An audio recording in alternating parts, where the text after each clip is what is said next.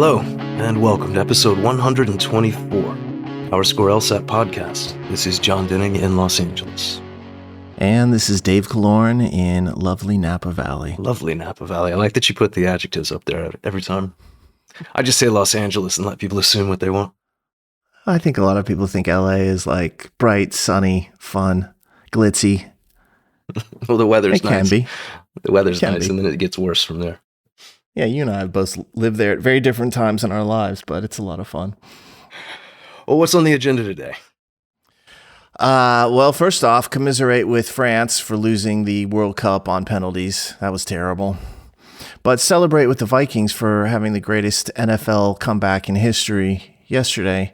Also, celebrate for me because I'm no longer sick. Hey. And then talk about some reading comprehension. I was going to say you've got a mixed emotions sports weekend behind you. But most importantly, you're feeling better, which is good. I am. It's been a long time, but I am now better.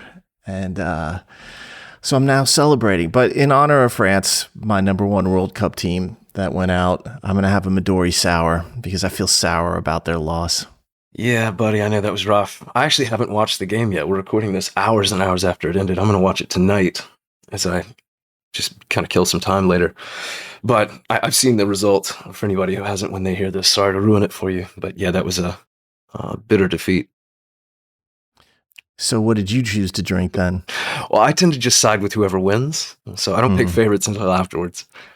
Go Vikings. So I am drinking an Argentinian Mailbag in celebration of Argentina taking home the cup. And Messi, I think, cementing his status as the GOAT. Specifically, it's I'm going to butcher this, Superuco Gualta from some region in Argentina. There's a lot of South American Malbecs that are really good. That's probably their premier varietal down there. So you really can't go wrong. Yeah, I think this is like usually a really Cab cost Franc Malbec blend. Yeah, their pricing is really good down there. They're an up and coming wine region, but nobody is tuning in for my wine opinions yet. That's half the reason I'm here, so speak for yourself. They should be. But we're going to talk about reading comprehension and a bunch of questions that we've gotten over the prior weeks and months about reading comp. So this is going to cover a lot of different points about it. But I made the song choice here, John, so I won't even delay on that because I know that reading comprehension is brutal for so many people. That's actually the song that I've chosen, and it's from Olivia Rodrigo. Great song if you haven't heard it, but there's a line in there that says it's brutal out here, and that's exactly how I think a lot of people look at reading comprehension. So we're going to try to make it a little bit less brutal. As soon as I saw the song you picked in the title, I thought for sure it was France. I was like, he's really doubling down on the defeat. I picked this song prior to the France-Argentina game. How do you come back twice and then lose on penalties? But man, whatever. It looked like an epic game either way. But yeah, all right, well, I think that covers the intro part. Let's talk about the LSAT world because there's a fair number of things going on at this point that I think we should get into. Let's do that. And let's first off talk about something that occurred over the prior 2 days to our recording this, which is on Sunday, which is very rare for us. The LSAT field study that was dealing with analytical reasoning has concluded. They did that through Friday and Saturday. If you took it, we hope you enjoyed it. The nice thing about that was they were testing some new question kind of styles, although one might say it was really very similar to some of the things we've seen in the past. Although one of the 3 sections that they gave everybody was a real section. And they'll release that coming up at some point. And I think, John, didn't we identify that was the February 2017 Logic Games section? That's right. This is a test, February 2017. They've used a fair amount over the years, including for the August 2020 LSAT. It was in use pretty heavily back at that August. So these are games we're familiar with, but this will be a new set of games that come out, I think, in February, although I can't confirm that. There was something I heard similar there. It doesn't matter if you took it or you didn't, you're not getting any credit for it. You get some free stuff for doing it, but the score, your performance, it's not passed along to any school. It's all for LSAC's internal analysis of, whether or not they're going to take a new direction with the logic game section, which is really more commonly, at least in Newtown, Pennsylvania, called analytical reasoning. We call it logic games because that makes a lot more sense, but really the section is analytical reasoning. They're looking at changing it. We've done whole episodes on that previously, so if you want to know more about that, check out one of those episodes. Yeah, the question that I've been asked a lot over the past 72 hours now does this accelerate maybe the timeline for them to introduce these new game? And I like the way that you phrased it, game styles. Because it's not really new game types. It's not new games questions, really. It's just a stylistic varnish of sorts. Yeah, and I've been asked already, are you guys going to cover that in detail? No, we're not. LSAC doesn't really want people talking about that. And although we know a tremendous amount about the questions that they administered both this time and in their previous kind of like surprise experimental section. In June, yeah. Yeah, we're not going to really talk about that. We're just going to keep that information out of the public domain. And I think that's the right thing to do while they try to sort it out. I will say this. Was it anything dramatically and jaw-droppingly new? No, it wasn't. I do think we can speak on whether this accelerates the conversion or something. I'll give you the answer right now, John. Okay. No. Okay, good. For the briefest moment, you had me worried. Because I would say, and I have been saying, no, this doesn't change anything. This is a natural part of the process. This was always going to happen. And it doesn't really tell us anything about the time frame or timeline, in my opinion. Yeah, I'm actually surprised they didn't do a further experimentation that was a little bit farther afield from some of the things we've seen. I don't think anybody's mind was blown by what they've done here. And I would just caution people on drawing conclusions because sometimes the way tests like this go, they're not fully indicative. They may be testing very small things or maybe only parts of the section are what they're testing. They're playing hide the ball a little bit, and that's fine. We're not going to worry about it. If you did take it, good for you. Gives you some interfacing with the ProctorU kind of platform, as well as, you just got another chance to go in there under time conditions and do a section, and you're going to get that section back. So very, very smart on your part. If you did so, you also get a little bit of a freebie choice there that you can get. I think it's a great thing. We told everybody, go take it if you can. Yeah, and for anybody testing in the next, let's say, 8 or 9 months, nothing to worry about, business as usual. Stick with the current games and study those. It's exactly the case. Speaking of testing into the future, as well as cycles and what's going on there, for those of you who are still in the current cycle, here's a brief update in terms of what's going on. And I've actually been looking at these numbers today, John, as a kind of way to show really just how interesting things are these days. And I actually posted this on Twitter, the kind of like the number of people in various scoring ranges, like 175 to 180, 170 to 174, over the last 4 years. So right now, from an applicant standpoint, we are down 5%. That's where we stand overall compared to last year. It's been hovering around that now for like 7 to 10 days. It was previously down double digits, so we've been narrowing the gap. When you look at the score band ranges, though, it's bouncing all over the place. At the 160 to 164 level, we're down 10% compared to last year. 165, 169 down 10.4%. So in the 160s, there's 10% fewer scores. 170 to 174 is only down 2.1%. So not really a big change. And then 175 to 180 is more or less flat at this point. And that makes everybody think, well, things are so much better in the 160s and the 170s are really similar than last year. And they are better. But if you go back to 2019 pre-pandemic, you start to see a real big difference, 10 to 20% difference, where the numbers back in 2019 were way lower than they are actually right now.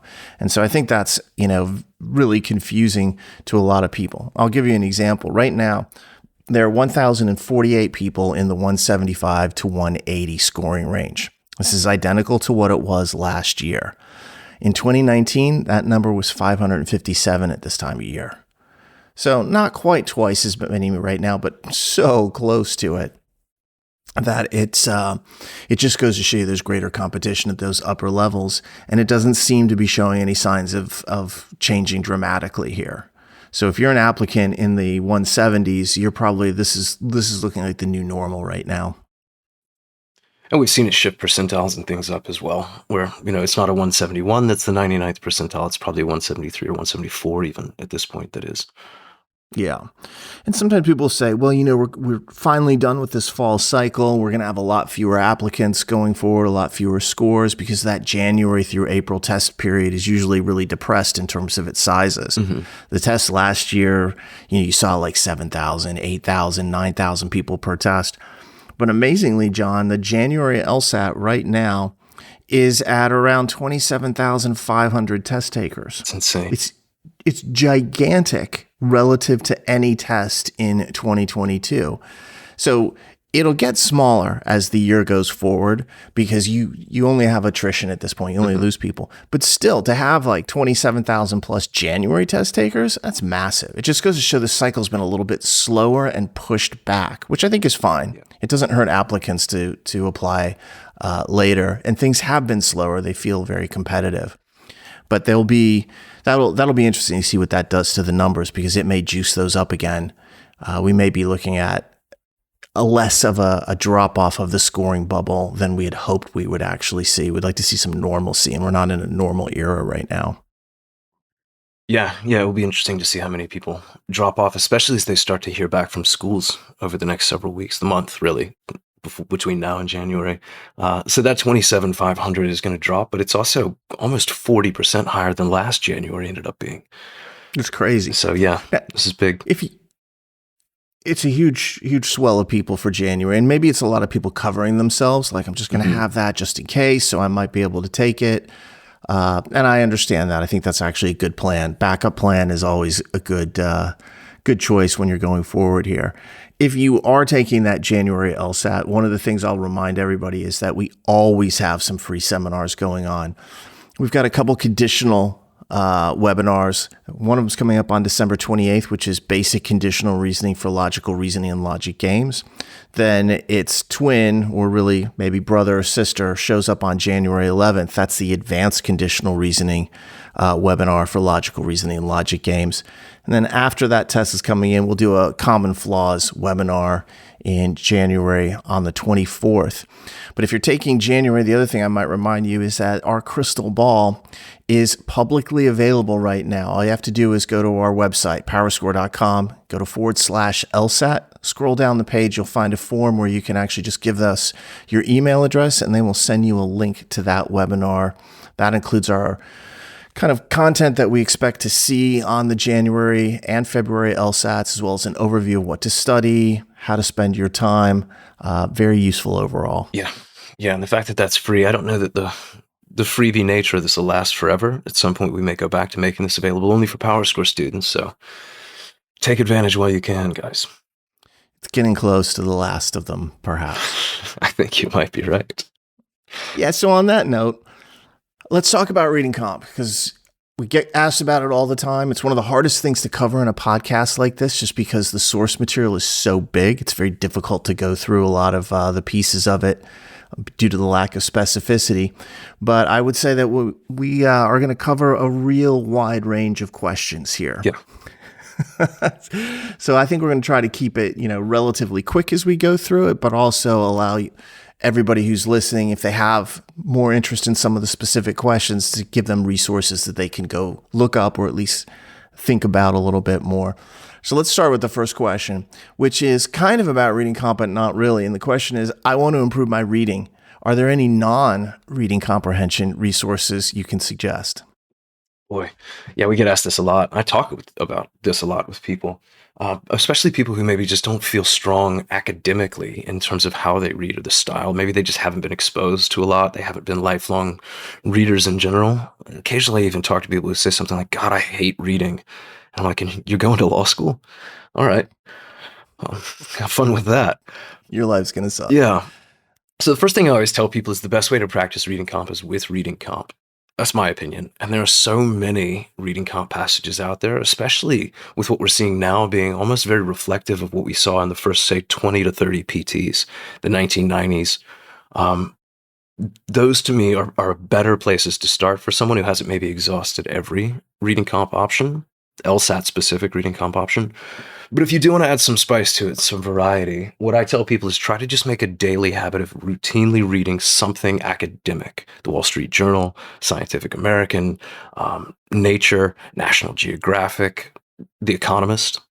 I think go in there and read those things. But the key to me is when you do that, since they're not written for the LSAT, think about them in terms of how you would read a passage on the LSAT. Almost picture questions that you'd feel the test makers would ask.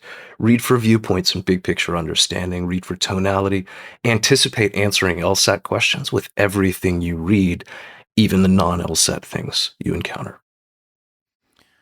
Yeah, I'd have to agree with you on that. And it's something that actually comes up. I have a lot of friends, they know that I'm in test prep, they have kids, and they're thinking to themselves, well, how do I make my child really good in the future on standardized tests? And one of the things I always tell them is make them read a lot. Instill a love of reading into them, because there's nothing that will change your ability on standardized tests more than being a good reader. And of course, that really shows itself well on the LSAT in both the reading comprehension and logical reasoning sections. And so as you kind of get into this, it really helps if you are already a naturally good reader. And if you're not, then the focus has to be on trying to get better. And as Jon said, if you're looking at this, do the reading comp passages. You know, there's 90 plus sections of them out there. They're hard to get through all of them. But if you're several years away from taking the LSAT, you're looking for critical opinion pieces. And that really changes from subject to subject. You know, for example, in science, you mentioned like Scientific American or Popular Science. That's great for science, but then there's also things that you might run into like on the law and politics side. Like, there's journals out there like Legal Affairs. There's magazines like The New Republic, Atlantic Monthly, things like The Economist that are really helpful because they're written at a higher intellectual level than just something like a simple novel or, romance novel would be the greatest example. That's not really going or something, yeah. Yeah, it's not going to improve your reading comprehension to read something like that. Also read the editorial opinion page on any major U.S. daily newspaper, New York Times, L.A. Times, Washington Post, what have you. Those are the types of things you have to seek out more challenging content. And the content that contains a lot of opinions and arguments is exactly the direction that you want to go in. Yeah.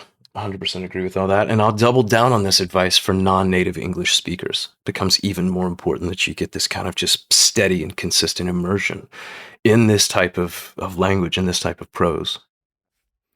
Perfect. That's a common question that we get.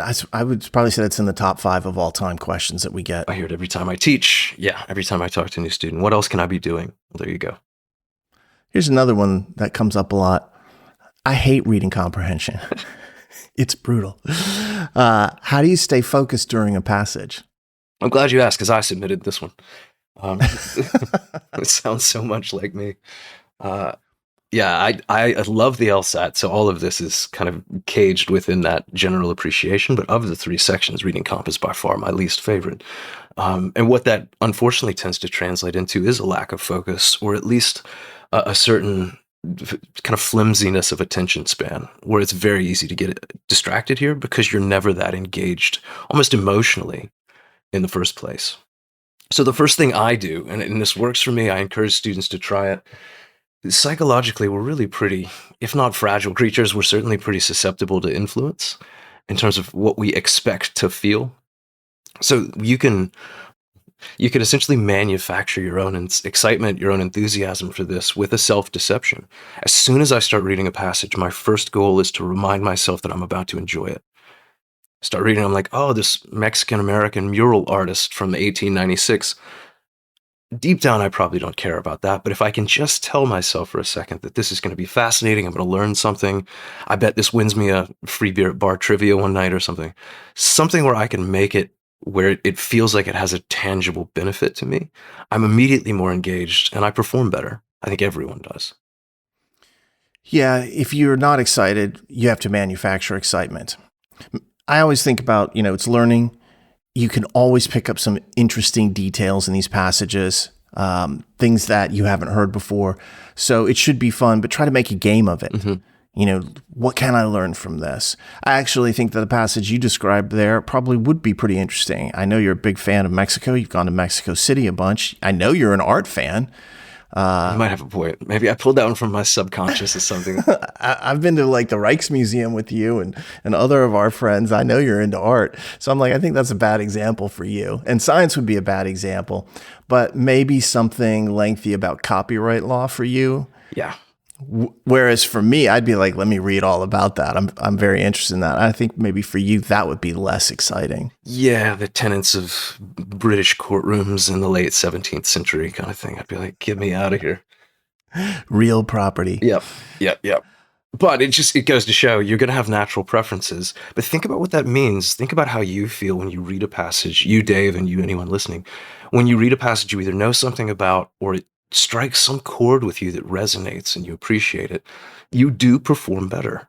You're clearer as you read. You understand better. You anticipate better. You do the questions more clearly. When I see a science passage, especially one that I feel like I know something about, I'm immediately locked in.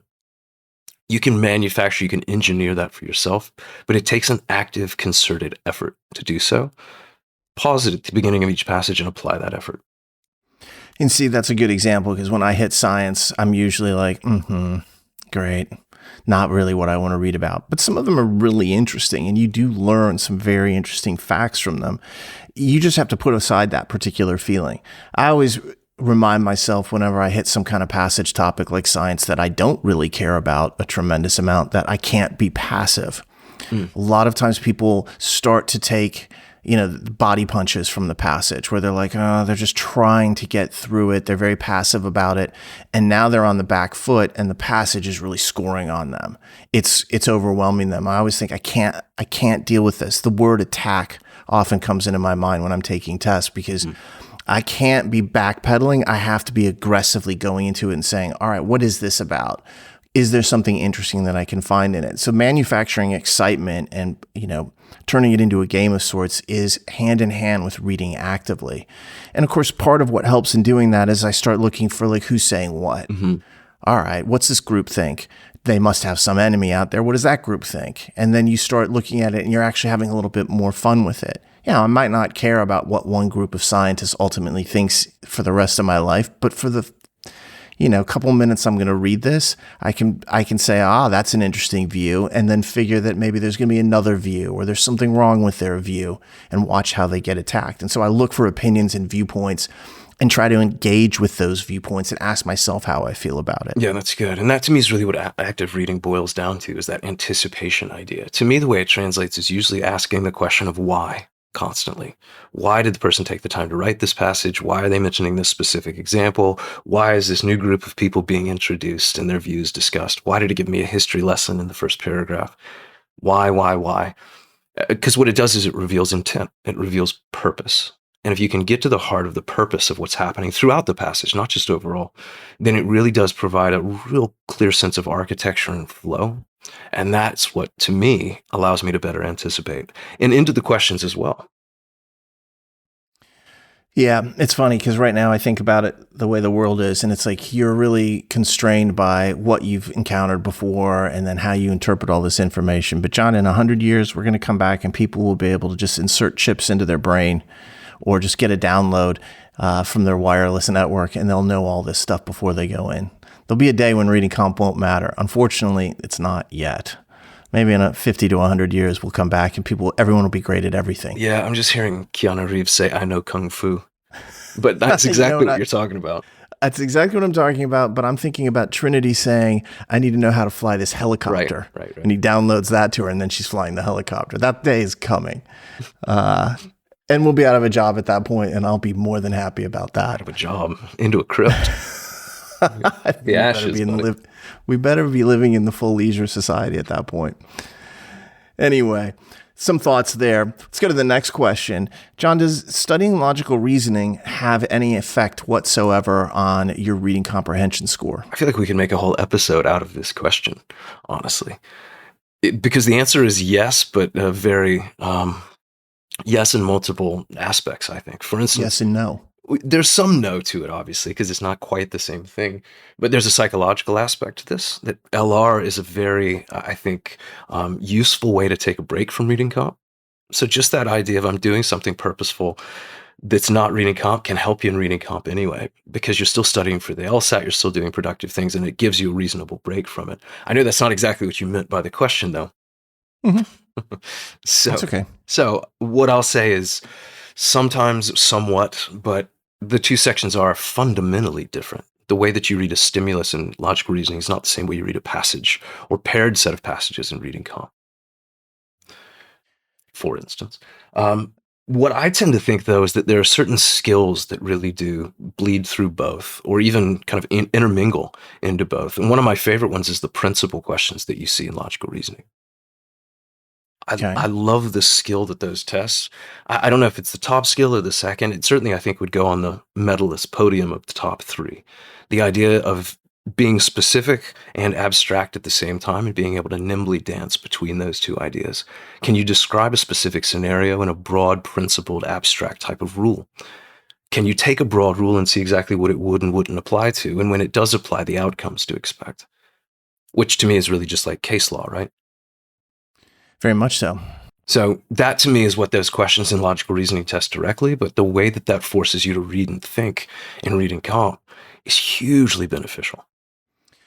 Yeah, what I would say is that some of the skills must be true questions, for example, are so frequently tested within reading comprehension that if you can hone your skills at the logical reasoning level, it does translate at the reading comp level. However, I'm also cognizant of the fact that the nature of what you're doing from a bigger, broader standpoint is really just very different. Logical reasoning is so close in, so detailed, so narrow in so many instances that it's just a real nitpicky exercise. Reading comprehension gets nitpicky, but it's a much broader exercise because there's just such a greater volume of words. And so you have to think about that difference, that broad and structural idea of reading comprehension versus that narrow, detailed, and specific structure inside logical reasoning. Can the two, relate? Yes, but studying logical reasoning won't automatically make you good at reading comprehension. It will help you understand some of the details. It will help some of the interpretations that you have of what you read. I often say this when I look at people's scores on LR and reading comprehension, and there's a certain type of student that we run into who comes in with very good reading comprehension scores. Mm-hmm. They're like 22 out of 26. And so we see that, and I think, you're a pretty good reader. And then I look at their logical reasoning, and they're 12 out of 25. And that type of person I love to work with because I know automatically their reading ability is not the problem. Mm-hmm. Their understanding of what they're supposed to be doing in logical reasoning is the problem. And I know we can teach you all that. On the other hand, if you have somebody who comes in who's, 17 out of 25 on logical reasoning and they're 13 or 14 out of 26 or 27 on reading comprehension, I often think this is going to be more of an uphill climb. And that's because they probably aren't a fast reader. They understand logical reasoning because they understand the more narrow focus that's going on, but they need to be able to read more quickly and still retain comprehension. And that is a very hard thing to make somebody better at over the short term. So there are connections between these two sections because they both revolve around reading skills and how you understand things, but they are focused in different ways. So if you're looking at your own performance and you're saying, well, I'm much better at one than the other, that tells you certain things about what's going wrong in your own test space. So use that information to your advantage. If you have high reading comprehension scores naturally, you probably can have the potential of doing exceptionally well on the LSAT. Yeah. Because you're going to do okay eventually on logical reasoning. You just have to learn what they want from you, which is very different than what you're used to. Yeah, that's my favorite person to see too. Somebody who's a good reader, but they just don't know the strategies and techniques for the specific scenarios and situations and question types in logical reasoning. It's much easier to learn strategies than it is to learn how to read better. Yeah, somebody who comes in who has, 20 or more right on reading comprehension naturally, and then is in the middle on logical reasoning, and then is typically not great at logic games, that is probably the profile that produces the highest score increases on average. Because logic games, I know we're going to be able to teach them that. They're going to get way better at that. Now I can see in logical reasoning, they just need to know what they're doing, but they already read well. So we'll just rely upon that skill. And then we'll make them better at reading comprehension. We'll show them some of the things that they're missing. All of a sudden, they're going to probably end up hitting the 170s out of that type of profile usually because we can get them really high in each section.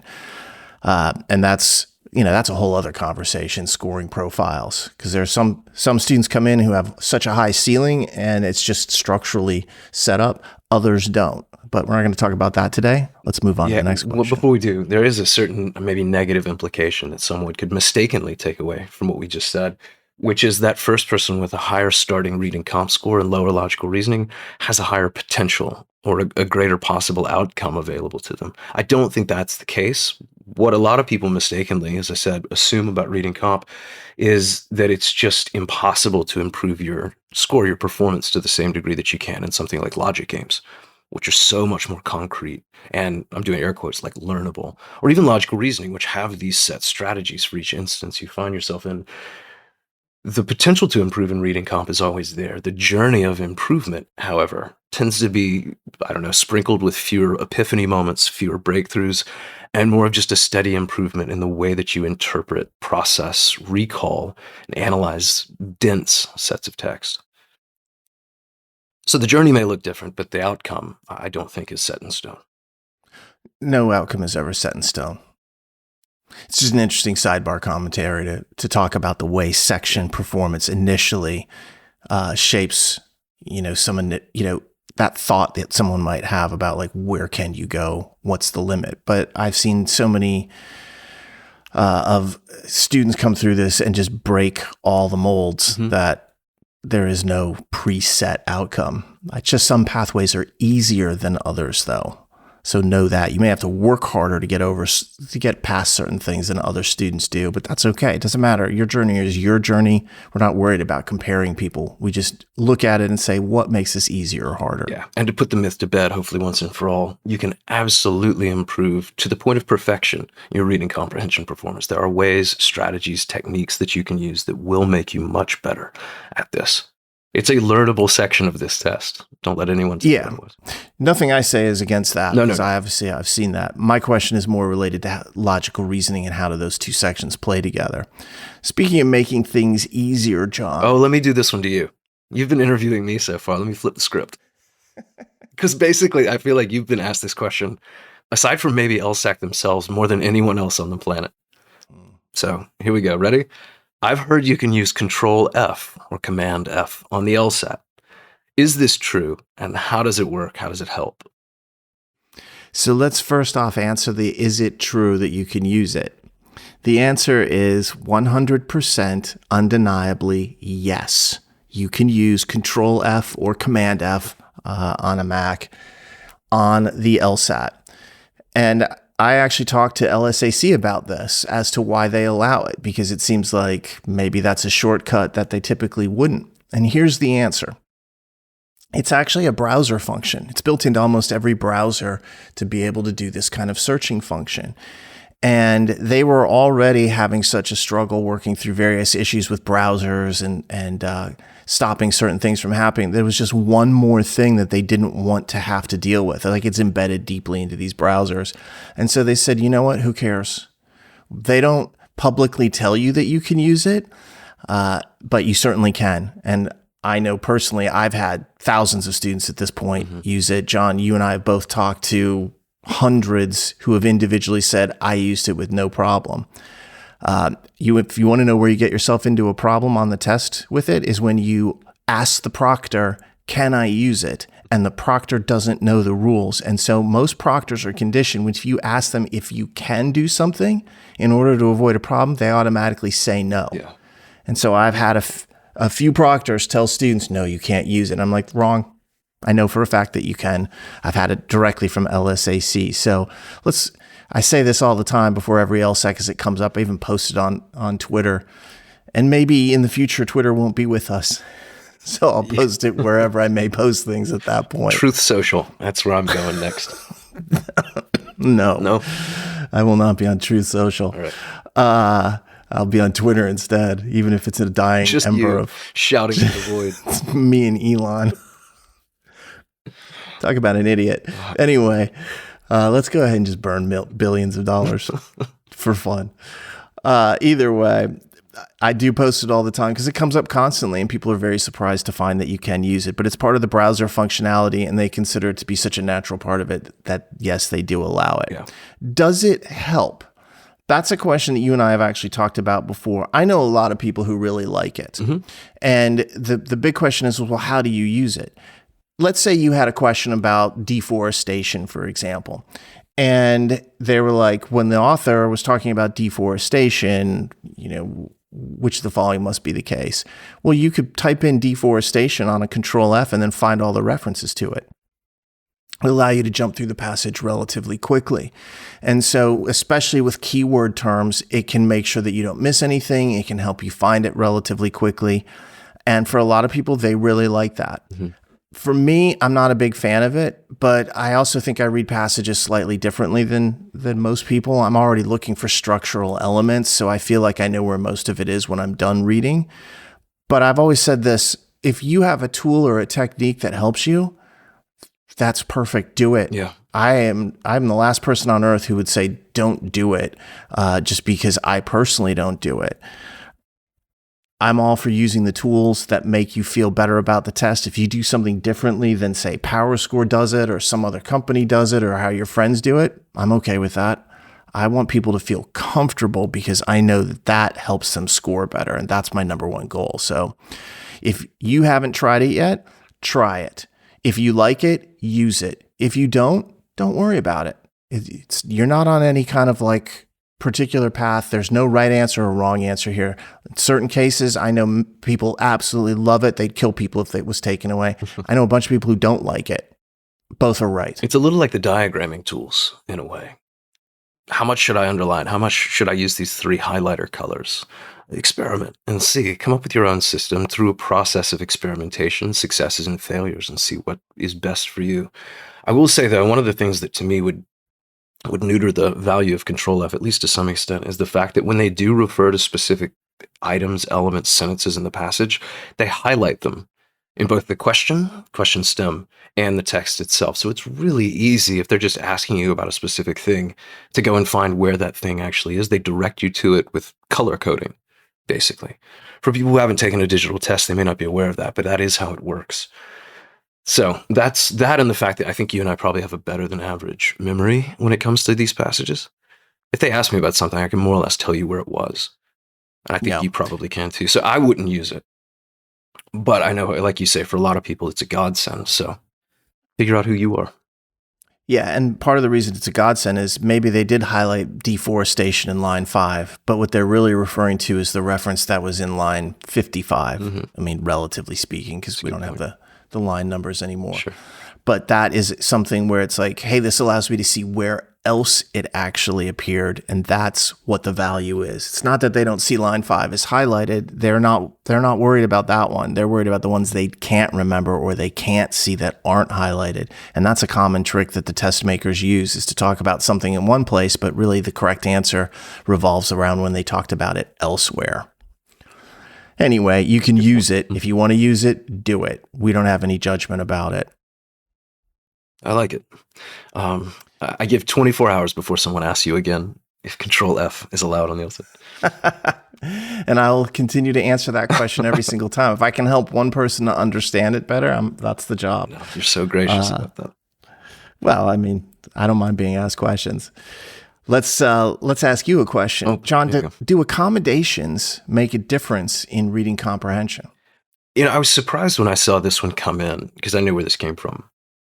And because to me, the answer to accommodations and whether they can make a difference really on any aspect of this test is a pretty resounding and obvious yes. Of course, accommodations can make a difference. If you deserve to have accommodations, that's literally what they're there for, to make a difference for you and to level the playing field. Accommodations wouldn't exist if they didn't make a difference.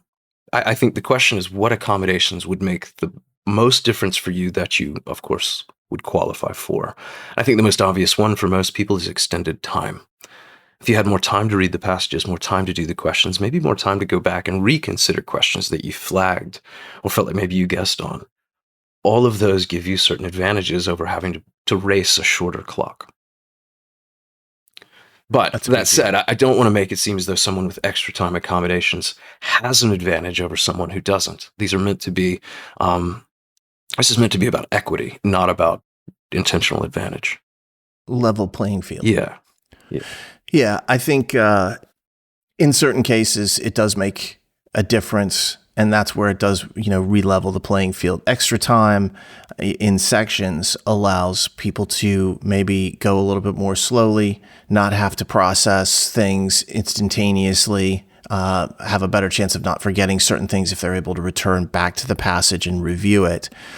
The other accommodation that if from my personal case, if I was looking at it, I would think is advantageous is to be able to do the test in paper and pencil environment. Because to me, one of the great losses of the digital age with reading comprehension is I was like an insane underliner. Yeah.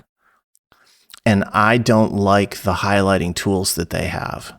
They bother me. I wrote all sorts of notations around the passage when I would go through this in the old days.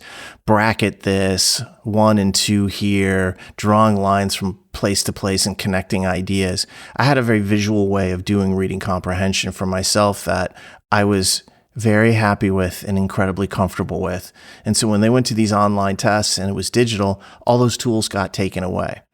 I look forward to the day when the LSAT actually says, oh, you know what? You can write on the screen almost with a stylus level tool. And then I can start doing that again, because it's not that I can't do the questions. It's just, it was easier. I was faster at it. I enjoyed it more. But I would look at it afterwards and it felt very much like I had taken the logic games approach to reading comprehension, and that worked. Now it's so much on scratch paper, the way people talk about, having to so-called diagram the passages, usually a lot of notes about this paragraph was about this. Sometimes they're using the highlighting tools. Like I said, I don't find the highlighting tools to be very good. In fact, one might say that they were probably formulated in 1987. They've got a very 8-bit kind of very feel to it. imprecise. They're a mess. Yeah, to take a throwback to the 70s, it's like I'm playing Asteroids on video games with their highlighting tools. It's about that era of quality. It's trash. I think this bleeds a little bit into something we're going to get into, which is diagramming itself. But yeah, in terms of having the extra time to make these notations, or in terms of having a hard copy, a physical copy of the test, which again is an accommodation they offer, paper and pencil. Every test, it's usually on the Tuesday following the starting weekend. I've described the way that I would look sometimes, especially in the early days, at like a test you had done and see what you'd marked it up. And for me, it was it was cuneiform or something. I was trying to uncover some ancient Aztec script. You look like you were trying to solve a cold case murder or something. Like it was just lines and dashes and underlines and scribbles and shorthand. Wasn't I though? It was madness, but I guess in a way you were. Yeah, trying to find your sister's killer or something. And I was like, geez, Dave.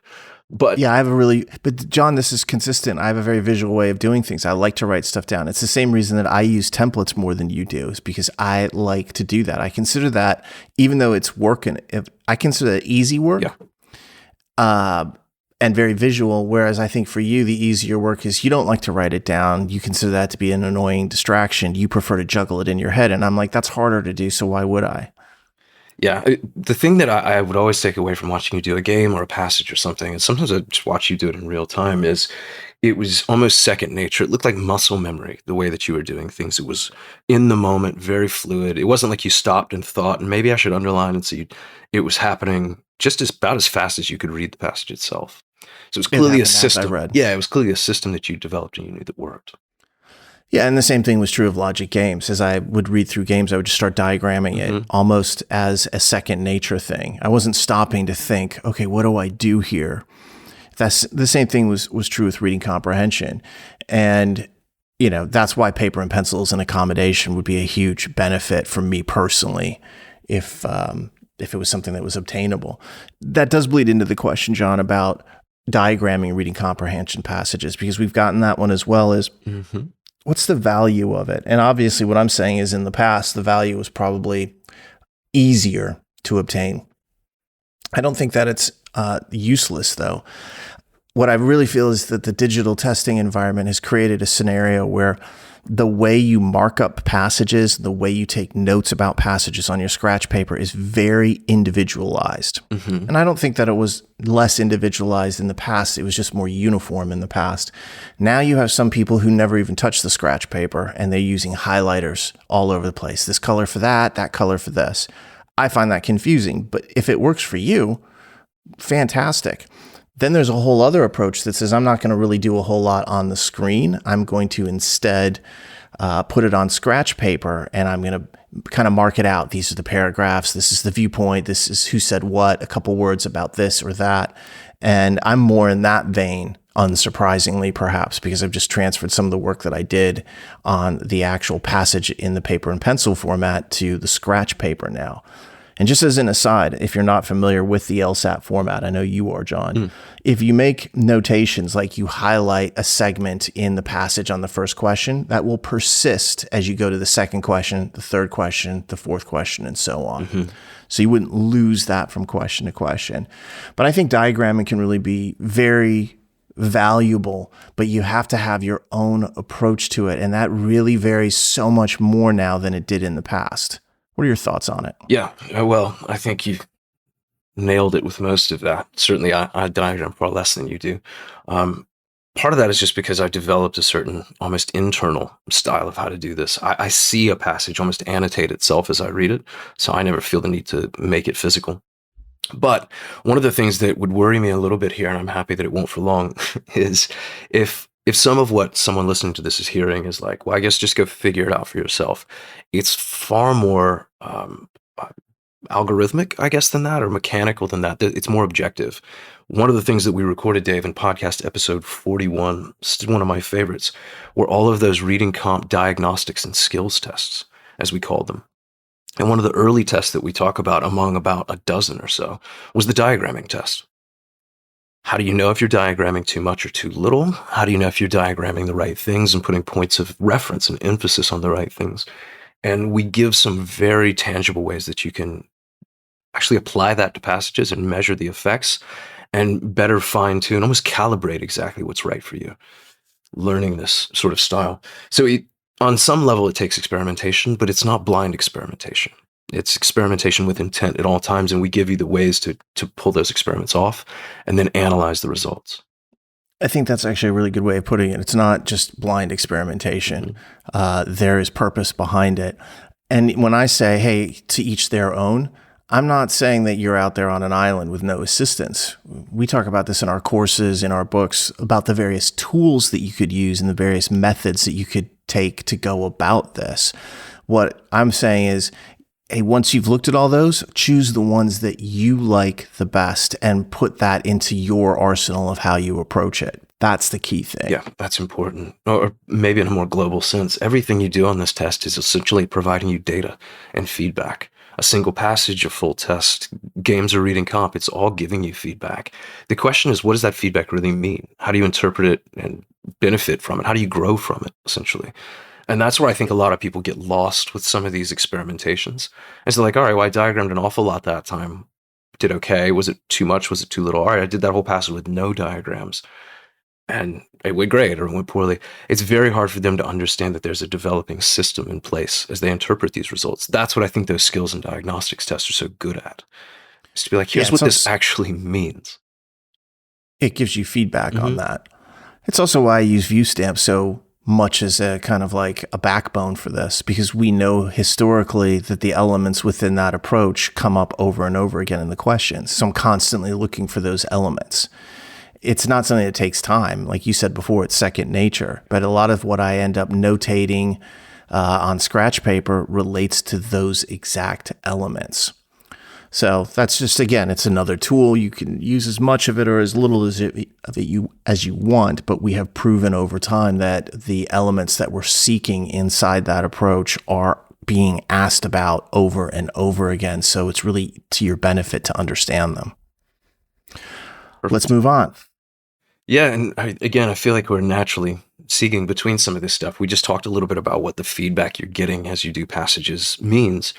So let's talk about a question that comes up all the time. How do you review reading comprehension passages? Or I suppose what this really means is like, how do you review the results of a reading comp passage set? And then how does blind review, if you're going to use it, fit into that schematic? Yeah. Blind review is one of those things where the advantage certainly is great in some of the sections. I think logical reasoning, it's a big help. I don't know that I feel it's as helpful. I'm not saying it's unhelpful. I'm just saying as helpful as it is in logical reasoning as you see in reading comprehension. I think it's a little bit less useful there. And that's because, and the same is true for logic games, the questions aren't independent or discrete from each other. They are related to the same 4 passages, the same 4 logic games. And so that changes the dynamic of how blind review actually works. So, when people ask me, should I blind review reading comp after reading comp? I'm like, I don't know that you're going to get maximum value. I always say mix it up because I know that keeps it fresh and it's more enjoyable to try something different. So for me, I don't actually think that blind review has to be the backbone of how you approach reading comprehension. My focus is a lot more on determining why they asked the questions that they did and where I missed that information, as opposed to trying to assess, okay, let me go back and redo this. I need to see the passage and understand the context of why I missed it, because I had 5, 6, 7 questions that were all about the same passage. I should have been learning throughout all of that. So to me, a single question isn't as independent as you might think. In logical reasoning, it is totally independent. Yeah. Question 17 has no relation to 16 or 18, but in reading comprehension, that's not the case. And so I tend to focus on a much broader perspective of how things related and why I missed what was actually occurring on. That focus has to be built around the idea of, did you understand what was actually going on and so forth? Because that's the big thing. If you didn't understand what you read initially, all the blind review in the world won't make a difference. You have to go back and hit that original passage first. And sometimes you're like, I did not get this third paragraph. It was really dense. I misunderstood the direction it was. And then all of a sudden you see 2 or 3 questions unlock themselves, right? Like one paragraph killed me. It's a little different for me in terms of how I think about it. Yeah, I just tend to think of it really situationally for most people, which is, first, if you're going to go back and blind review, you should have some sense of where it was, if difficulty occurred, the difficulty existed. I just never understood this passage. Or God, this final paragraph, I was baffled by. I just couldn't get my head around it. Or I felt really good, except about 2 of these questions. The passage made sense. Everything felt great. But man, questions 17 and 19, I have no idea if I was right. Or I was down to 2, but that's as far as I could get. So it's very situational what it is that you're going to direct your sort of blind attention back to.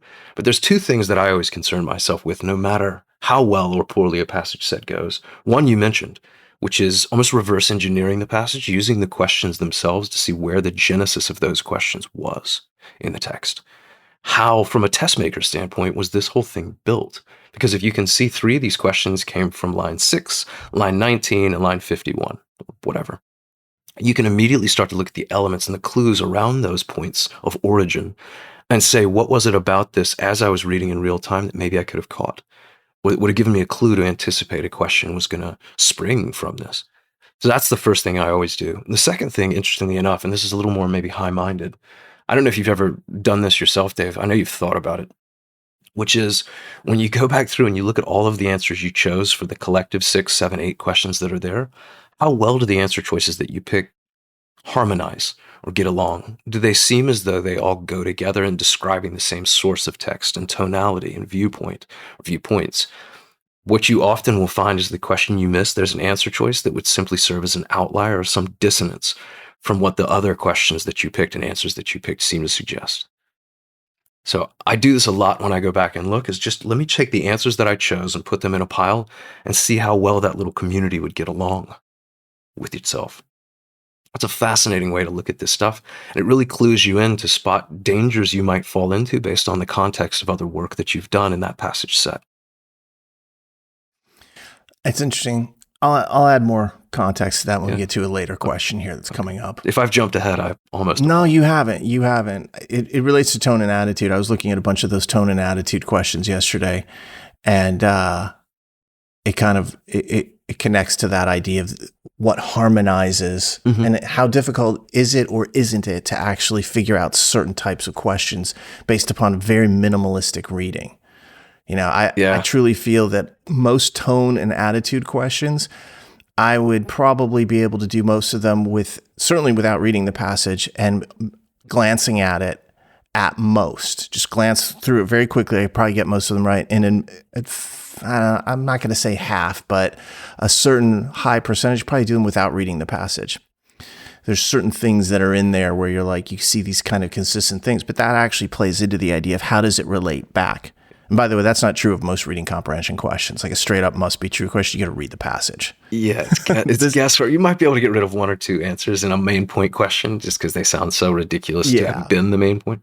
But you need to read the passage typically. This is more of an experiment that I was running on certain things and looking at different tests that have tone and attitude, not LSATs necessarily, because I've done all the LSATs. So I will remember the answers to those. I agree with you. This is not a corner to cut, but it is kind of an interesting aspect of this. Yeah, just how it relates back to this isn't my favorite word, but the holistic aspect where it's all encompassing. It has to have harmony and agreement. And if you have those elements, sometimes you can see when there's an outlier there. Yeah, people do this pretty naturally in games, which is why I'm surprised it strikes people as so, I don't know, non-intuitive or at least non-obvious in reading comp. You're constantly using the work you do in each question in a game to inform what you're going to choose for other questions in that game. Why in the world would your main point answer choice not color your expectations for the answer choices that follow or precede? Of course it should. But it's so black and white, clear with logic games. This doesn't feel that same way. But in principle, it should. In practice and application, of course, it's going to be more challenging when you're dealing with words and not just variable outcomes. Absolutely the case. By the way, John, just as an hilarious aside, I of course have the NFL on in the background, and you'll have to check this out. This is what we get when we do it on a Sunday. Yeah, we're very rarely doing it on a Sunday afternoon, but the way the Patriots have lost today is beyond hilarious. I know that breaks your heart. Well, now that Tom Brady doesn't play for them, I don't really care. He got pounded today too, and I don't like the Buccaneers, so that doesn't really matter, but I am a Tom Brady fan because he's the greatest. Let's continue on. I'm asking you another question, John. What's the likelihood on a given LSAT, the next LSAT, we might say, of a science passage in general? And what about a hard science passage? Well, it's funny you've asked me. The likelihood, I think, is nearly certain. There was one recent example. I think PT 93 was lacking a science passage, but that is by far the exception, not the rule. Chances are good, as we talked a lot about in the crystal ball. We actually gave the percentile breakdowns that you can see two humanities, whether it's economics or literature or history or something, one law, who knows what that might be about, and then one science. So chances are near certain you will have to contend with a passage dealing in some sort of science topic. However, science is a topic a little bit like humanities. It's a bit of a catch-all in terms of the difficulty that might be present in that individual discussion. And this is where I think things get a little more interesting. Are you going to see a science passage? Let's just say yes. Yeah. Are you going to see a science passage that we would classify, quote, a hard science passage? Something that the typical educated person would still be unfamiliar with? I'd say that's probably a coin toss. Honestly, like that to me is probably 50-50. And it's harder to qualify anyway, because there's not a clear line what goes from science to like really hard science. You know it when you see it, which is what the definition of public obscenity from the Doors trial. Yeah, I remember that. I thought it was the thing about pornography where that congressman or senator or whatever was like, I don't know what constitutes obscene, but I know it when I see it. I thought it was the Doors trial with Jim Morrison in the Miami concert. I thought it was something in the 80s with the pornography stuff. We'll have to look it up and find out. And for those of you who know what we're talking about, congratulations. That's a bizarre aside. For those of you who don't, it probably doesn't matter. It's just a random thing. You know it when you see it. Certainly there are some topics that would immediately classify themselves clearly on the end of the spectrum of difficulty, hard science for sure. But there are some gray area things here. For instance, like moon craters. Most people are probably familiar with that. But if you get into Jovian gravitational deflections in the Kuiper belt, then suddenly moon craters can take on an aspect of like, wait, what? And now it's broad cosmology. Most people have heard of Albert Einstein, but you can get into deep theories of black holes and quantum gravity and relativity and things, and then suddenly knowing about Einstein doesn't matter. So that's what I mean. Too much of this, I think, is to the line readings themselves as opposed to the overall topic. But chances are good you will see science, near certain you'll see science. Chances are 50-50 you'll see a hard science. However, here's what I'll say about this. For anyone where they've maybe just gotten a bit of a chill, one of the things that we did in the crystal ball, the latest one that is publicly available, powerscore.com/LSAT, is I ran through what are the most common hard science topics and talking points in recent years and what I still expect to appear in January and February. I won't rehash them all here, but you'd be well served, I think, if you're worried about this, to go look at those things. If you don't know who Lawrence Krauss is, for instance, you should, first of all, you should know. More importantly, for January and February, you should definitely know. Okay. Well, by the way, I have an update. If you don't mind me cutting back in on the what happened? I know it when I see it test. Were you right? I think you might have been right on this. It wasn't the doors, but I think it may have come up in that trial because this predates 1969. So the whole I know it when I see it, at least legally, goes back to 1964.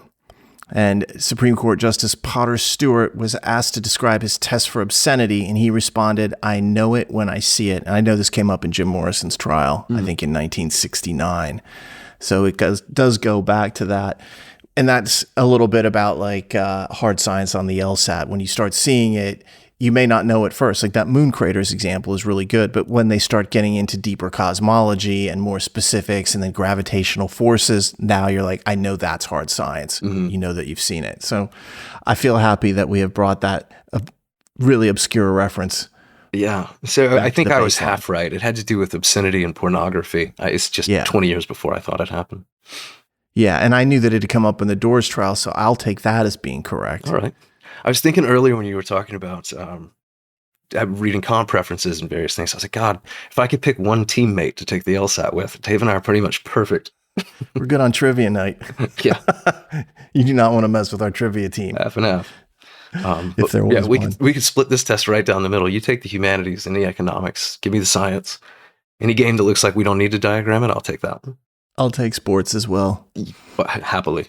You take all sciences, though, biology, chemistry, physics. You can have all the math. Thank you. I don't hate it. I know a fair amount about it. You're way better at that stuff than I am. Well, and you'd probably take music too. So this is shaking out pretty nicely. I think actually what we're saying to other people out there is come at us, bro. Come at us. We'll take you on. You're good at all the fun things to talk about at dinner. And I'm all good at all the good things that like don't get you a second date. That's basically what this boils down to. Is this why I'm married and you're not? I think there's other reasons, but yeah. My dinner time conversation's better. That must be it. It's more engaging. That must be. Yes. Speaking of taking things on, how do I attack comparative passages? Should I read them both and then go to all the questions, or should I read the first one and then answer the questions about it? So passage A, and then do the same for the second passage, and then finally answer all the questions about both. Which approach is better? Man, I feel a bit like a broken record, but some of this has to come down to, again, experimentation. I'll tell you how I do comparative reading, which is maybe a little bit unique. To me, this is almost certainly true that one of the two passages, A or B, is going to be more accessible. Maybe one is built around very concrete and specific examples. The other one is built around maybe like legal studies or legal theories or something very abstract and generalized and theoretical, philosophical almost. One's built around some economic theory and the other's built around actual implications of when that theory has been put into practice by some government. So knowing that the two passages are likely to be at least somewhat staggered in terms, if not difficulty, at least just access, I start reading passage A, but I am not immune to just jumping to passage B within a few lines of A. In other words, one of the first things I do in comparative reading is compare the passages themselves, because I want to start with the passage that's going to give me the firmest footing and the easiest points of reference as I look at a new set of text. Okay. So maybe not as often as not, but quite often I find myself doing passage B first. That's interesting, because I wouldn't say that I find myself doing B first, but I can say this, that either way will work. You can read them both, or you can do A in the questions, which is really the direction was. But from a reading standpoint, usually what happens is determined by how I feel about A. If A feels mid-level to easy in terms of like me getting information from it, I'll just keep reading it. If I feel like I don't love this or I'm uncertain about what I'm seeing, then I'll jump to B. So it's very conditional and situational in terms of how I react. that would obviously change what I do with the questions. I have played around with various comparative reading passage approaches, and my default is to read both of them together, get the biggest possible picture of what's going on, then do all the questions. That's usually what I will do.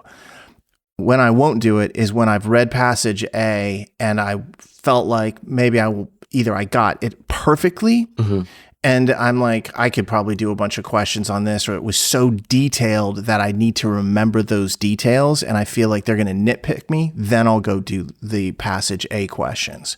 It's kind of like I need to see the value in doing the questions to actually do it. If I feel like A is dense, but I followed it, but I'm like, gosh, I'm going to forget this if I read another passage half, then I'll go do it. Interesting. So it changes. And I think that's really what reading comprehension has become these days.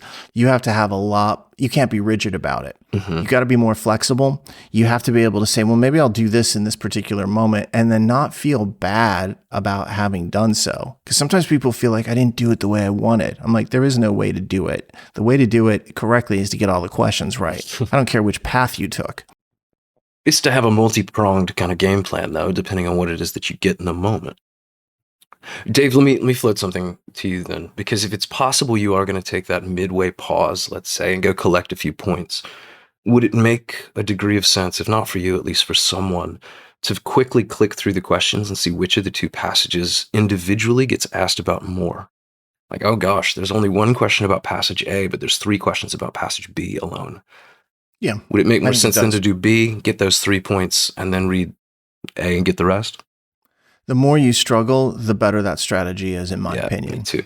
Because you're getting a picture of what I'm looking at. I mean, who wants to read passage A and say to themselves, I'm going to do all the A questions? There's only one. Right. And when we say all the A questions, we mean only passage A is addressed. If it's A and B together, you still have to read both of them before you can answer that question. So having an approach here where you vary it depending upon what you've seen and even your comfort level, like people who are really good readers oftentimes say, I don't need to mess around. I'm just going to read the whole thing. I'll have all the information, then I'll just go do it. If you're a reading comp killer, just keep on doing it however you're doing it. But if you're struggling, sometimes it's actually really useful to try different approaches. It also means for a lot of people who are struggling, they think to themselves, I can only do it one way. There is a right way of doing it. I'm here to tell you there is no perfect one right way for every single passage. There will always be advantages or disadvantages to certain approaches on every passage. So knowing that allows you the freedom to say, I might vary what I'm doing depending upon how I'm feeling or what I'm seeing here. And to feel that freedom is really a license to say I've done nothing wrong here. That's important. Yeah. I'll have that ability. Yeah, completely agree. I'll have one final point to it, which is, especially for people who struggle in this, sometimes just going in feeling like you have a plan is so psychologically beneficial to feel like no matter what, I'm going to stay in control of this moment because this is what I intend to do. I'm going to do comparative reading last or first, depending on your preferences. Or I'm going to read A and then go look through the questions and then look at B. Having some sort of game plan or strategy of attack, that alone, even if it's, again, almost an ambiguously useful or not type of strategy, just having the strategy itself can be such a comfort that people perform better despite the strategy, in fact. Yeah, just keep in mind that you may run into a passage where your plan or your strategy goes out the window, which, I know you're thinking the Mike Tyson quote right now. Everybody has a plan until they get punched in the face. If reading comp punches you in the face, think to yourself, all right, I had this plan, but it's okay then to change that plan. If you were going to read A and then do all the questions around it and something about A was like, I can't even follow this, go to B and do that instead. Like always have that backup. And if you do get punched in the face and it throws you off, just take a second, regroup, and come back to it. Yeah. While we're throwing quotes around and being slightly inaccurate, I think it was punched in the mouth. Okay. So there you go. Which is, it's still so what you're saying is, while we're throwing quotes around, that was me doing that and being slightly inaccurate. Again, me. Why didn't you just say, let me correct you? Oh. Yeah, I don't know. I'm diplomatic on a Sunday. That wasn't diplomatic. No. Diplomatic would have been to let it go. That was more passive aggressive. Sorry. I don't take offense at it, though. I remember you used that quote probably, I don't know, 15 or 20 episodes ago. We were talking about something. And I probably said face back then. So you probably consider said mouth. Both I just don't remember it clearly. The idea is there, and that's what I wanted to get to. Well, while we're talking about tone and attitude, one of the questions that I know came in, and I think this is a good place for it, is, and you touched on this before, so I'm going to pass this right to you, which was, I miss a lot of these tone or attitude, author's tone, attitude questions. How do I get better at those? Yeah, I'm always interested by this question because it's something that I'm always reading for. This is part of the fundamental. I'm always looking for like what the person thinks about it. Pro, con, happy, unhappy. Are they aggressive about their thoughts? Or are they rather passive and, more academic in terms of like trying to be, equitable about it? So whenever I see this tone kind of question, the first thing I always tell people is, well, are you actually seeking out the information as you go through it? And a lot of times the answer I get back is, well, I'm reading it. I'm like, right, but are you thinking about what the tonality is? Because I think it's in writing, for example, tonality is a really difficult thing to get right. So when people are actually writing academically, they tend to be a lot more careful. And so a lot of times when you have, everybody taking the LSAT's gone to college or is in college, they tend to know that academic writers don't have very strong opinions in most cases. Not everything. There are issues out there that are certainly hot button issues in our society, but those aren't on the LSAT. Somebody talking about copyright law isn't just going to get outrageously angry about it. So if they were talking about, say, abortion, yeah, then people do have those real strong emotions. But the LSAT avoids strong emotional topics because they're not trying to upset people. I mean, recently on a test, they had the topic of PTSD, and I thought that was risky.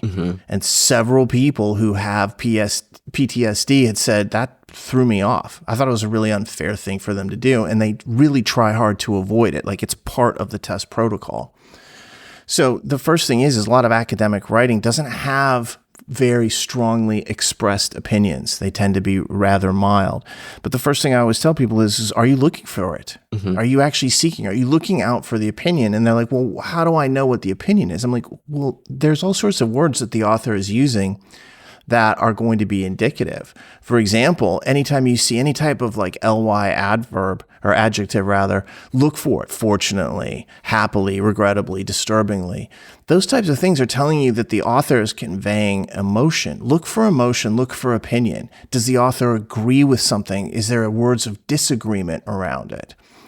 The other thing is always look at the connector words that you have in these passages because they will reveal oftentimes what the author is really thinking. Words like but or although or however or nevertheless or whereas. It's kind of like when somebody apologizes to you, like, I'm really sorry, but you shouldn't have made me mad in the first place. Wait a second. They just told you how they really felt, and it wasn't, I'm sorry. It was the other part. Not to sound racist, but let me stop you right there. That's probably, you can almost see the fact that the first thing was done more as yeah, you know what I mean? You really got me there because I was like, what? Yo, do you think I was going to finish the sentence? I was like, what? You're like, oh no. I was like, we're going to have to cut that segment. Be the first cut in like, that's what I'm always reminded episodes. Of, is that like kind of pre-apology that's insincere so they can make a point that is what they genuinely mean. I don't mean to sound sexist, but it's like, well, you're sexist. Yeah. As in your example, you're racist usually when you see somebody saying something like that. It's like, don't say the but part. Yeah. Because that usually reveals it. But you have to look for those things in terms of how you are actually reading, because those are the revealing things.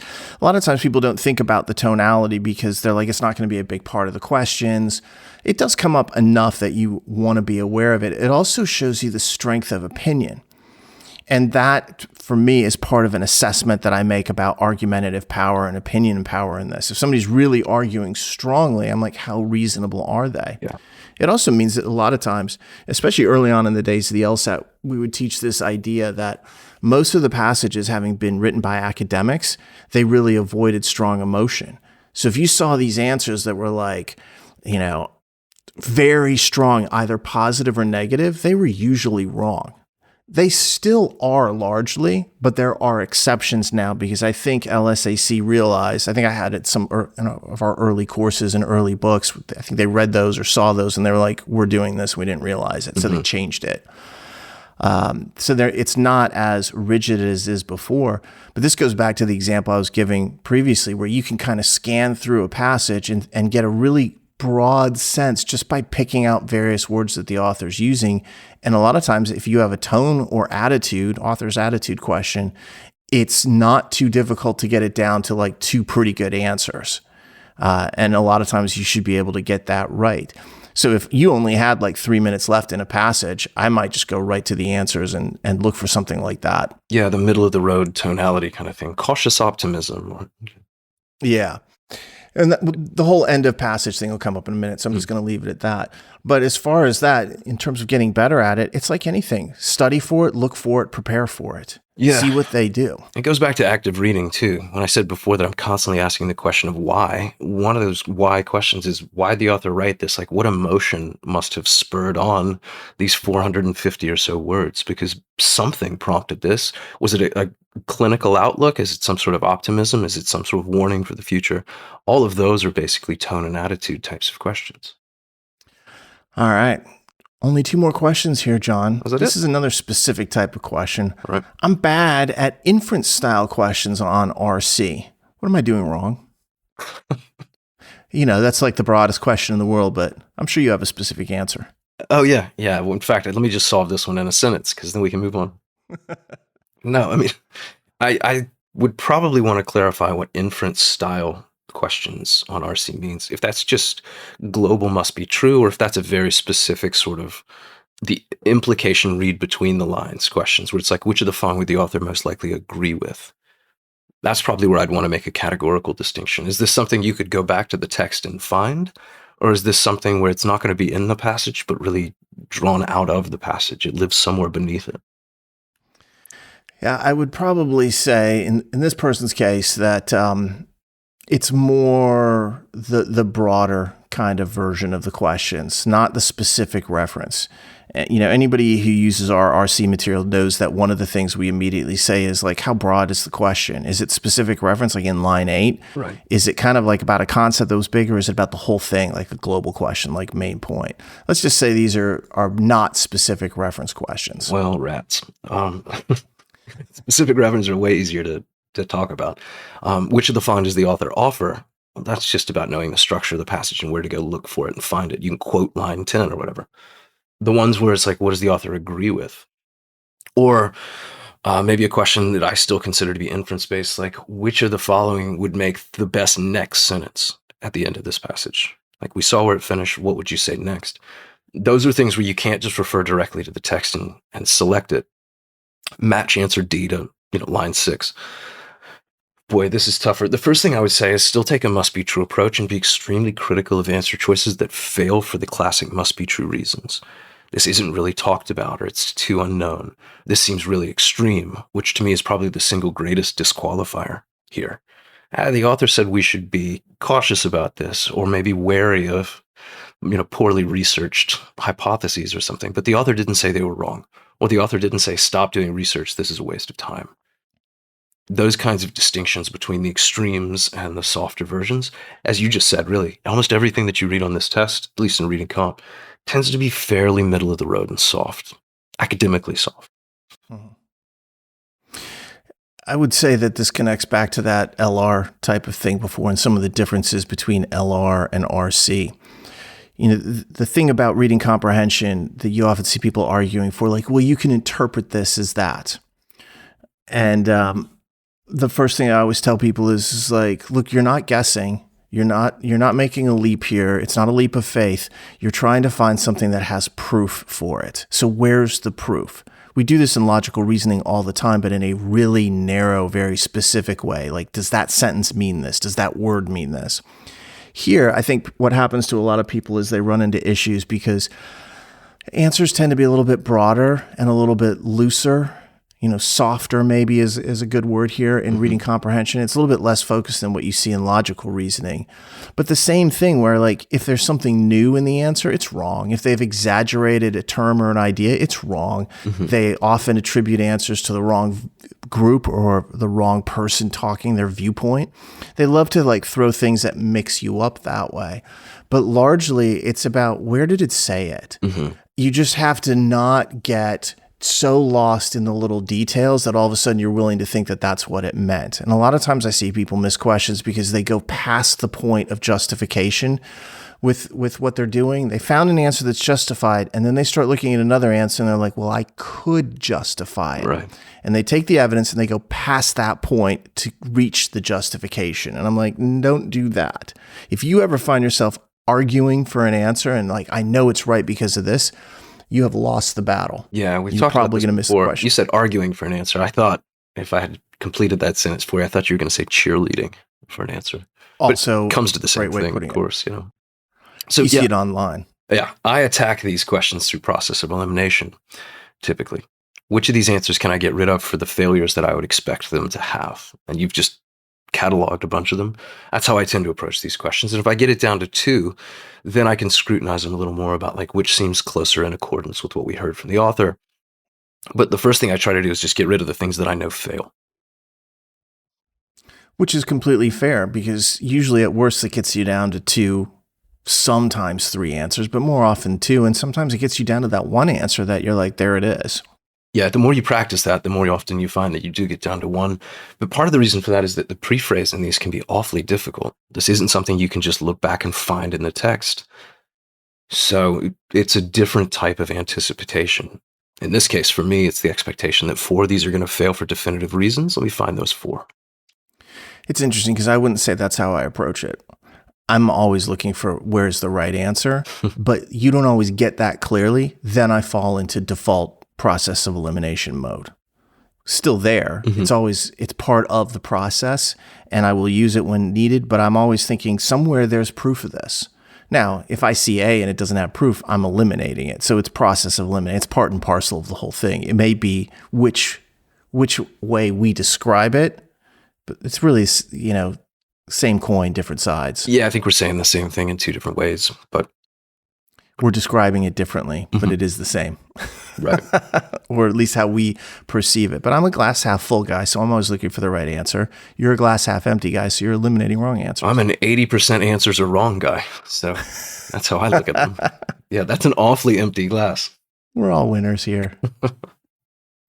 It does tend to get me down to 1, though. My biggest fear, honestly, Dave, and the thing that I kick myself for the most on this test is if I ever do the thing that you described, if I ever argue for or try to help an answer, I buoy an answer up better than it should have been because I'm looking for one to be right. I want to feel that satisfaction. The satisfaction for me here flips. I'm far more satisfied to see why A is wrong and then 3 more. My biggest problem is thinking that an answer looks better than it is, and then by the time I get to, like, say, answer choice E, which turns out to be right, it takes me longer to get it because I was more committed to an earlier answer. I'm like, that looks pretty good without really analyzing it too closely. Yeah. My laziness these days, sometimes I'm like, I got to work harder. It's hard to give all the answers a fair shake when you feel like you've already seen the winner. Yeah. It's something to learn from. Because, the more tests you do, the easier it is to get lazy about it and be like, oh, yeah, I can feel it's the right answer. And sometimes you get to E and then I'm like, nah, oh, wait, let me look at that one more time. I found myself doing that on more than a few occasions, whereas in the past that was not as common. Yeah. It's funny if I can call back to a question that we talked about earlier, which is the relationship maybe between RC and LR. I find in LR I can get away a little more with like, okay, it's B. Okay, it's C. In reading comp, I have to be far more judicious and cautious than that. I really do expect to read all 5 answers for every question in reading comp. Reading comp is like the ultimate comparative test of answer choices, the relative goodness. Whereas in LR, you very often can prove right answers. In games, you can prove all of them. Reading comp to me is the lowest level of that. No, and that's exactly where it happens to me as well. And that's because of the broadness of reading comprehension allows kind of like a greater field of interpretation. Yeah. So you can have an answer that sounds pretty good that's B, and then you get to E and you're thinking, I liked B, it's probably going to be B. I think especially with us, we're overconfident. You get to E and you're like, how dare you? You initially think to yourself, it's probably oh, wait, and then you have to go back. And that's all because of the way it is built. I don't have that problem in LR and certainly not in logic games, but in reading comprehension, whenever it occurs, it's always in reading comprehension. Yeah, me too. I have to tread a little lighter. But once I do, then it comes to the same thing. You still get the questions right. You just have to be a little more careful, or maybe a little more humble. Yeah, that's not going to happen. So, last question, John. Do as we say. I was speaking for you, not me. I know. What do I do at the end of the section? I can get through 3 passages in about 30 to 31 minutes. I get to the last passage. I have 3, sometimes 4 minutes, maybe 5 left to do this. How do I do it with the last passage? What's the best way to get points? Boy, there's 2 strategies I know we've advocated for a long time. And again, I think this comes down to both the situation, the context, and the student. One of the things you can do if you're really tight on time and you know you can't give your full, honest effort, read the passage the way you normally would, answer all the questions. Like you say, maybe there's 3 or 4 minutes left. One is to skim the passage, read it very quickly so that you at least catch the high points. Like we've talked about, the tonality, perhaps, the author's view. Maybe you can actually extract a main point from reading this way, but clearly you're not going to be able to annotate, diagram, and catch all of the details. There's just no way if you're reading the passage in, say, 90 seconds that you can do that. But then you could at least go and do the global types of RC questions. That would give you a very reasonable shot at like a main point, author's attitude, purpose, or function. And there's always some. Mm-hmm. So that's one option. The other is almost to work backwards, to go and look at the questions first and to see which of those questions are specific enough that they refer to elements or portions of the passage. And then you essentially cut the passage down to just the question pieces themselves. So the second question asks about the last sentence in paragraph 1. I haven't read any of the passage yet, but I'll read a few lines above the end of paragraph 1 and see if I can answer this question.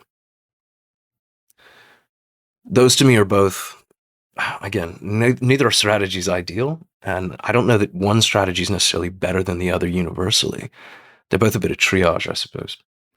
Well, you're already in a non-optimal situation. You got 3 to 4 minutes, so there's not going to be a perfect strategy here. I guess the way I would look at it is this. First thing is, what's the topic of the passage? Mm-hmm. How do I feel about it? Is it positive or negative? If it's positive, and just for a moment, all other things are equal, I might do the skim and global. If it's negative, and I'm like, it's some hard science thing and I don't like it, then all other things being equal, I would go do the specific reference questions.